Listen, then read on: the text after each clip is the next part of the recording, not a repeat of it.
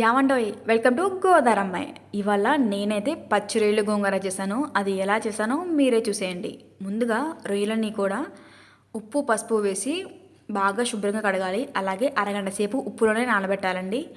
పక్కన ఒక కడాయి తీసుకొని దాంట్లో 3 టేబుల్ స్పూన్లు ఆయిల్ వేసుకొని బాగా హీట్ ఎక్కాక ఉల్లి పచ్చిమిర్చి వేసి 2 టేబుల్ స్పూన్లు ఉప్పు 1 టేబుల్ స్పూన్ పసుపు వేసి బాగా మగ్గబెట్టాలి.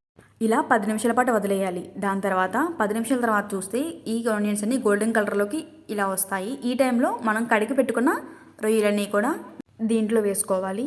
అలానే 2 టేబుల్ స్పూన్ల అల్లం వెల్లుల్లి పేస్ట్ వేసి ఈవెన్గా స్ప్రెడ్ అయ్యేలాగా జెంటిల్గా కలపాలన్నమాట. రొయ్య ఎప్పుడూ కూడా మనం శుభ్రం చేసుకునే విధానంలో ఉంటుందండి. రొయ్యల కూర బాగుండాలి అంటే ఫస్ట్ మనం చాలా బాగా క్లీన్ చేయాలి వాటిని. అప్పుడే పచ్చివాసన పోయి కర్రీకి చాలా టేస్ట్ వస్తుంది. ఇలా కలుపుతూ ఉన్నప్పుడు రొయ్య విరగకుండా చాలా జాగ్రత్తగా కలుపుతూ ఉండాలి. అలాగే మూత పెట్టి 10 నిమిషాలు అలా వదిలేండి. ఈలోపు మన గోంగూర బాగా వాష్ చేసుకొని ఇలా కుక్కర్లో పెట్టేసి దానికి తగినంత వాటర్ వేసి అలా ఒక 3 విజిల్స్ రానివ్వండి. విజిల్స్ వచ్చేసాక ఇలా ఉంటుంది. ఈ టైంలో 2 టేబుల్ స్పూన్లు ఉప్పు 2 టేబుల్ స్పూన్లు కారం వేసి బాగా కలపాలి. ఇది థిక్ కన్సిస్టెన్సీ వచ్చేంత వరకు కలుపుతూ ఉండాలండి. ఇలాగ జారుగా ఉండాలన్నమాట.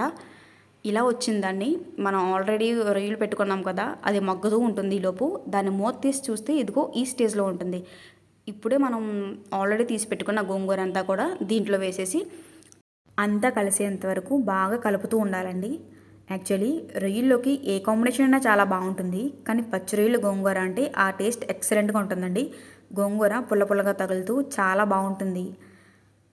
ఇలాగా గోంగూర అంతా కూడా కర్రీ అంతా కలిసేలాగా కలుపుకుంటూ ఉండి మీకు నచ్చినట్టుగా కొత్తిమీర వేసేసుకోవచ్చు. అంతేనండి, నోరు ఊరించి లొట్టలేసుకుంటూ తినే పచ్చి రొయ్యల గోంగూర రెడీ.